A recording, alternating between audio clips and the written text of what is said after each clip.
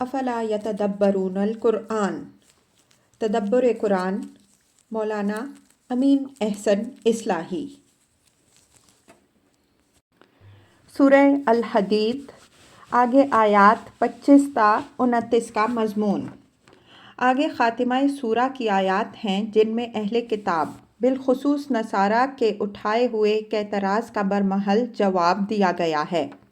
اوپر کی آیات میں اہل ایمان کو جس انفاق کی دعوت دی گئی ہے اس کا تعلق، جیسا کہ سیاق و سباق سے واضح ہے، جہاد سے ہے۔ مسلمان جب تک مکہ میں مظلوم و مغلوب رہے اس وقت تک تو اہل کتاب اور قریش نے ان کی کمزوری اور بے بسی کو ان کے خلاف دلیل کے طور پر استعمال کیا، لیکن جب انہوں نے مدینہ میں ایک منظم جمعیت کی شکل اختیار کر لی، یہاں تک کہ انہوں نے قلت تعداد کے باوجود قریش کو بعض جنگوں میں نہایت کھلی ہوئی شکست بھی دے دی، تو قریش اور اہل کتاب دونوں نے مل کر ان کے جوش جہاد کے خلاف پروپیگنڈا شروع کر دیا کہ یہ جماعت مذہبی جماعت کس طرح ہو سکتی ہے، جبکہ اس کے نزدیک سب سے بڑا نیکی کا کام جنگ و خوریزی ہے۔ بھلا اللہ کے رسولوں اور اس کے نیک بندوں کو جنگ اور خوریزی سے کیا تعلق؟ وہ تو دنیا میں امن و سلامتی اور صلح و محبت کے داعی ہوتے ہیں۔ اس دور میں مذہب کا رہبانی تصور ذہنوں پر غالب تھا، اس وجہ سے قریش نے اہل کتاب کے اٹھائے ہوئے اس اعتراض کو اٹھا لیا۔ چنانچہ غزوہ بدر کے موقع پر انہوں نے نبی صلی اللہ علیہ وآلہ وسلم کو طعنہ دیا کہ یہ اللہ کے رسول کس طرح ہو سکتے ہیں، جبکہ انہوں نے بھائیوں کی تلوار بھائیوں ہی کی گردنوں پر چلوا دی۔ قرآن نے جگہ جگہ اس اعتراض کا جواب دیا ہے۔ سورہ انفال اور سورہ حج میں اس کے بعض اہم پہلو زیر بحث آ چکے ہیں۔ یہاں اس کے جواب میں انبیاء اور رسل کی تاریخ کی روشنی میں 3 باتیں واضح فرمائی گئی ہیں۔ ایک یہ کہ اللہ تعالیٰ نے جتنے نبی اور رسول بھی بھیجے، اس لیے بھیجے کہ لوگ ان کی ہدایت کی روشنی میں حق و عدل کی شاہراہ پر چلنے والے بنیں۔ اسی مقصد کے لیے اللہ نے ان پر اپنی کتاب نازل فرمائی تاکہ وہ کتاب ان کے لیے میزان حق کا کام دے اور وہ اس کسوٹی پر پرکھ کر لوگوں کو بتائیں کہ کیا حق ہے، کیا باطل، کیا عدل ہے، کیا ظلم۔ دوسری یہ کہ عدل و قسط کا قیام اس امر کو ملتزم ہے کہ ظلم و جور کا سد باب کیا جائے۔ یہ چیز مقتضی ہوئی کہ کتاب و میزان کے ساتھ قوت و طاقت بھی ہو تاکہ عدل کی مزاحم طاقتیں اس کے قیام میں مانع ہوں تو ان کو دبایا جا سکے۔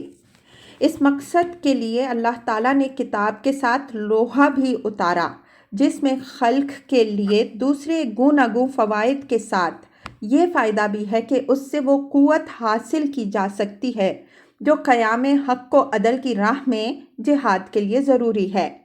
یہ جہاد اللہ تعالیٰ کی طرف سے بندوں کا ایک امتحان ہے جس سے وہ مخلصین و منافقین کو پرکھتا ہے کہ کون حق کی خاطر اپنی جان کی قربانی دے سکتے ہیں اور کون محض دکھاوے کے مسلمان ہیں۔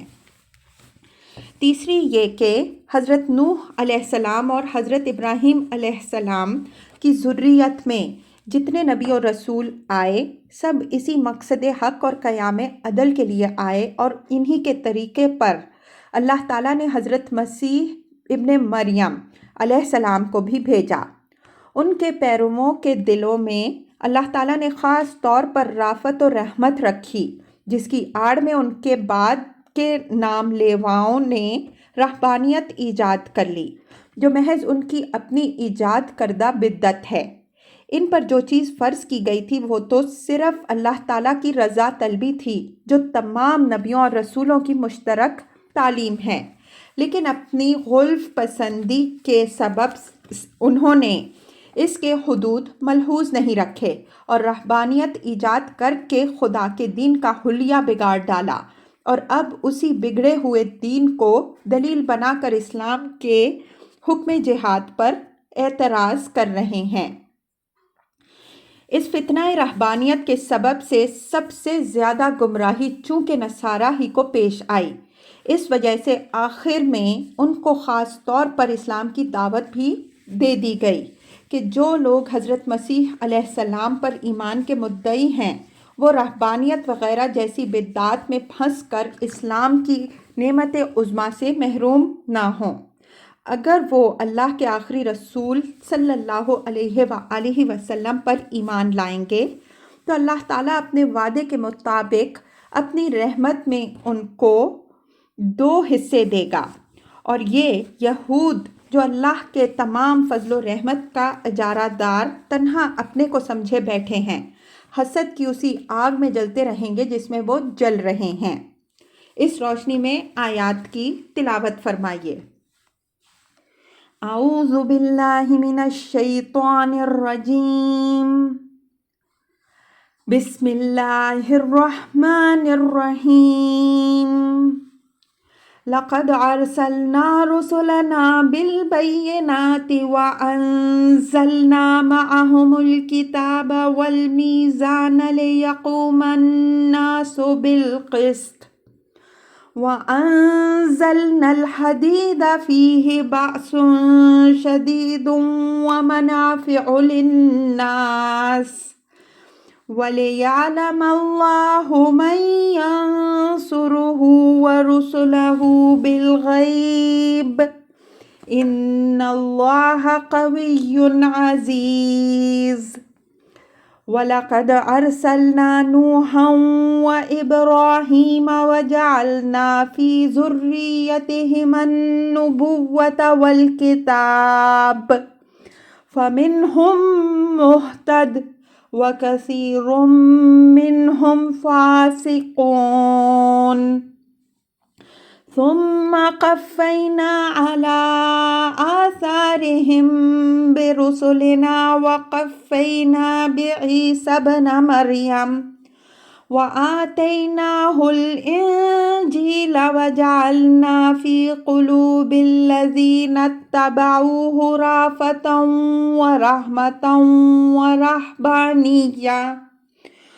ورهبانية ابتدعوها ما كتبناها عليهم إلا ابتغاء رضوان الله فما رعوها حق رعايتها فآتينا الذين آمنوا منهم أجرهم وكثير منهم فاسقون۔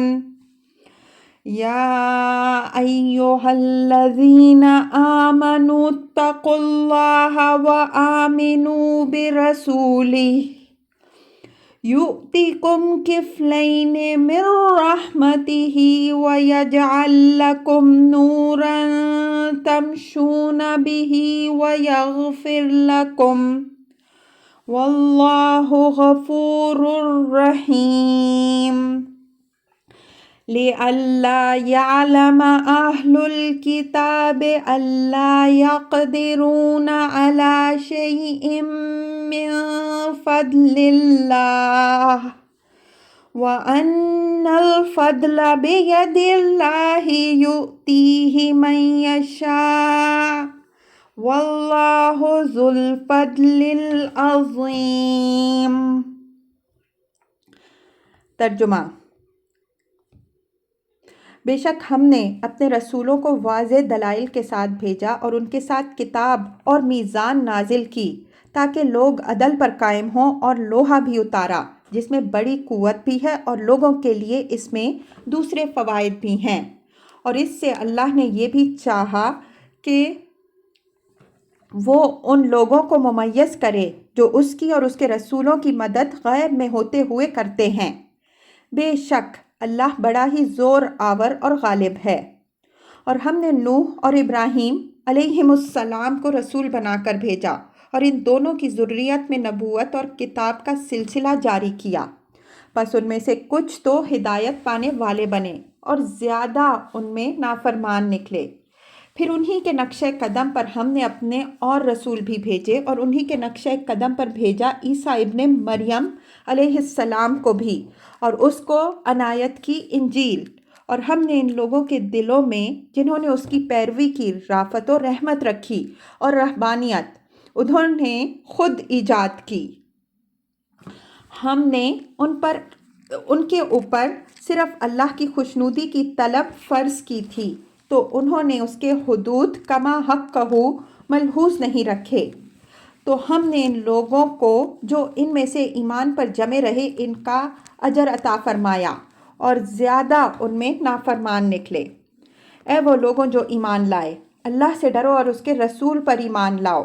وہ تم کو اپنی رحمت میں سے 2 حصے دے گا اور تمہارے لیے روشنی بنائے گا جس کو لے کر تم چلو گے، اور تمہاری مغفرت فرمائے گا۔ اللہ بڑا ہی غفور و رحیم ہے۔ تاکہ اہل کتاب نہ جانیں کہ وہ اللہ کے فضل میں سے کسی چیز پر کوئی اختیار نہیں رکھتے، اور یہ کہ فضل تمام تر اللہ ہی کے اختیار میں ہے۔ وہ بخشتا ہے جس کو چاہتا ہے، اور اللہ بڑے فضل والا ہے۔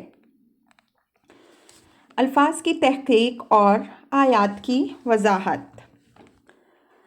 لقد ارسلنا رسلنا بالبینات وانزلنا معهم الكتاب والمیزان لیقوم الناس بالقسط وانزلنا الحدید فیہ بأس شدید ومنافع للناس وليعلم الله من ينصره ورسله بالغیب ان اللہ قوی عزیز۔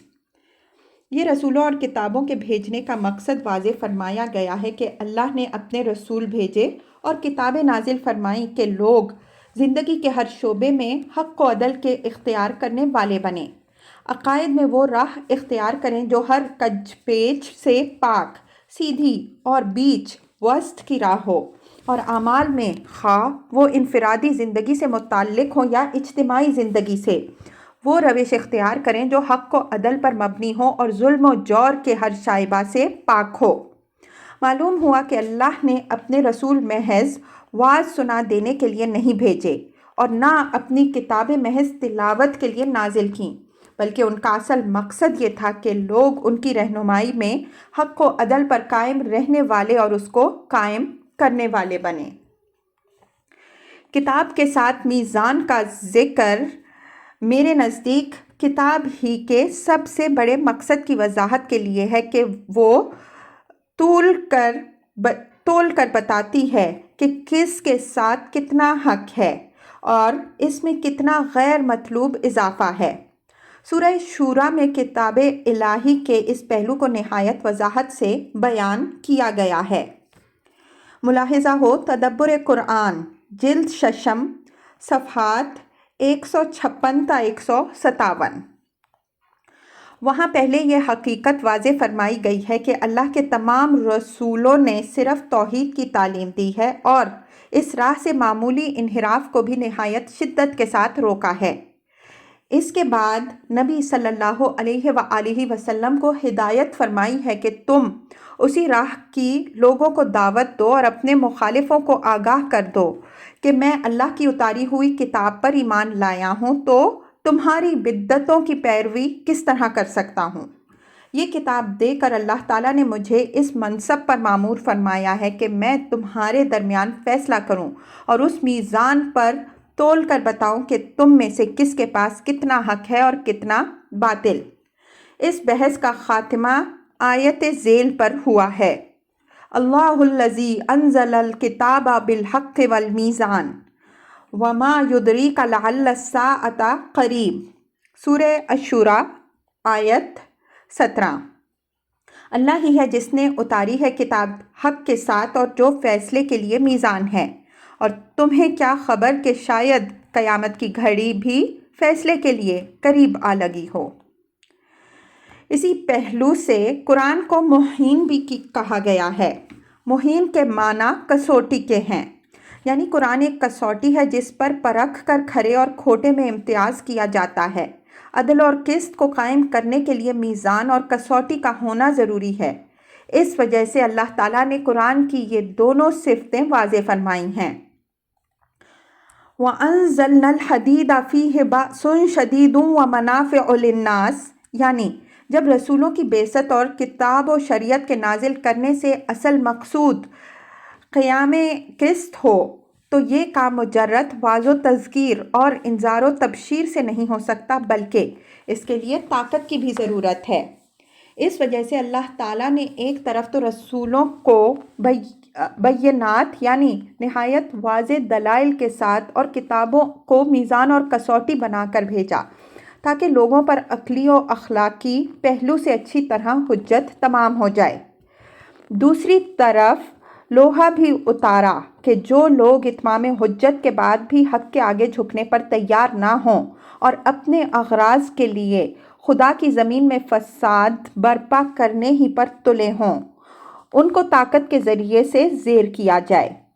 چنانچہ اللہ تعالیٰ کی ہمیشہ سے یہ سنت رہی ہے کہ جب اس نے کسی قوم کی طرف اپنا رسول بھیجا تو اتمام حجت کے بعد اس کو دو صورتوں میں سے کوئی نہ کوئی صورت ضرور پیش آئی۔ اگر اس کے اندر رسول پر ایمان لانے والوں کی تعداد بہت تھوڑی ہوئی، اکثریت کفر پر جمع رہ جانے والوں کی ہوئی، تو اللہ تعالیٰ نے کوئی ارضی و سماوی عذاب بھیج کر کفار کو تباہ کر دیا اور اپنے با ایمان بندوں کو ان کے اندر سے نکال لیا، اور اگر اس کے اندر ایمان لانے والوں کی تعداد بھی معتدد بھی ہوئی تو رسول اور اس کے ساتھیوں کو کفار سے جہاد بالسیف کا حکم دیا گیا، جس کے نتیجے میں بالآخر کفار کا استیصال ہو گیا۔ قرآن مجید میں رسولوں کی جو تاریخ بیان ہوئی ہے وہ اس سنت الہی پر شاہد ہے، اور ہم جگہ جگہ اس کے تمام پہلوؤں کی وضاحت کرتے آ رہے ہیں۔ لوہا اگرچہ نکلتا زمین ہی سے ہے، لیکن اس کے لیے لفظ انزلنا استعمال ہوا ہے۔ یہ اسی طرح استعمال ہوا ہے جس طرح چوپایوں کے پیدا کیے جانے کے لیے یہ لفظ قرآن میں استعمال ہوا ہے۔ مقصود اس سے ایک طرف تو اس عنایت خاص کی طرف توجہ دلانا ہے جو اس کے اندر انسانوں کی بہبود کے لیے مضمر ہے، دوسری طرف یہ لفظ ہر چیز کے اصل منبع و مصدر کا سراغ دیتا ہے کہ کوئی چیز کہیں سے حاصل ہو، لیکن حقیقت میں وہ نازل خدا ہی کی طرف سے ہوتی ہے۔ جب تک انسان کی نظر اس پہلو پر نہ ہو، وہ اللہ تعالیٰ کی نعمتوں کی صحیح قدر و قیمت کا اندازہ نہیں کر سکتا ہے۔ اس ٹکڑے میں یہ چیز بھی قابل توجہ ہے کہ لفظ باس مقدم ہے لفظ منافع پر، جس سے معلوم ہوا کہ اللہ تعالیٰ کے نزدیک لوہے کی اصل افادیت جہاد کی قوت فراہم کرنا ہے۔ اس کے دوسرے تعمیری و تمدنی فوائد مزید برآں اور ضمنی ہیں۔ یہ امر ملحوظ رہے کہ قرآن نے یہاں لوہے کا ذکر اصل ابتدائی ذریعہ جنگ کی حیثیت سے کیا ہے۔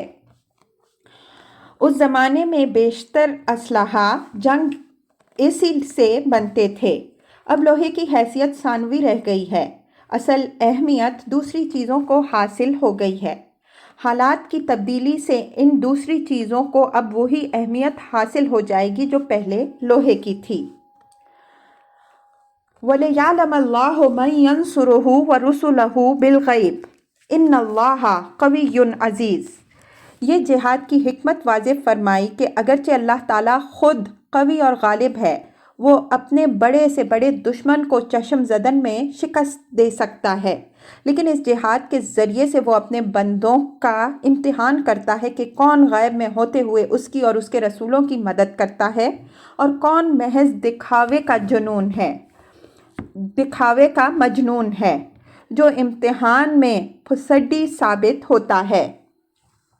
علم یعلم کے معنی کی وضاحت ہم کر چکے ہیں کہ یہ ممیز کر دینے کے معنی میں آتا ہے۔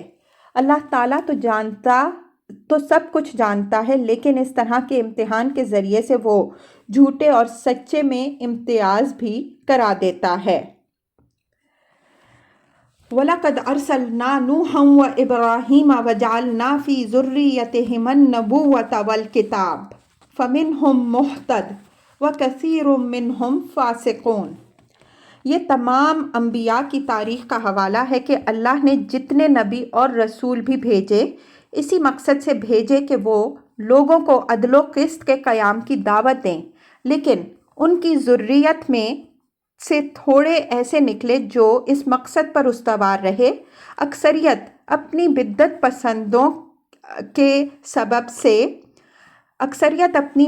پسندیوں کی سبب سے اس نصب العین سے منحرف ہو کر نافرمان بن گئی۔ رسولوں میں سے یہاں نام کی تصریح کے ساتھ صرف 2 رسولوں حضرت نوح اور حضرت ابراہیم علیہم السلام کا ذکر فرمایا ہے۔ اس کی وجہ واضح ہے کہ حضرت نوح علیہ السلام کی حیثیت آدم ثانی کی ہے، اور بنی اسرائیل و بنی اسماعیل میں جو انبیاء علیہم السلام آئے ان کے ابوالآباء حضرت ابراہیم علیہ السلام ہیں۔ ان 2 کا ذکر ہو گیا تو گویا نبوت کے تمام سلسلوں کا ذکر ہو گیا۔ یہ آیت تمہید ہے اس مضمون کی جو آگے آ رہا ہے۔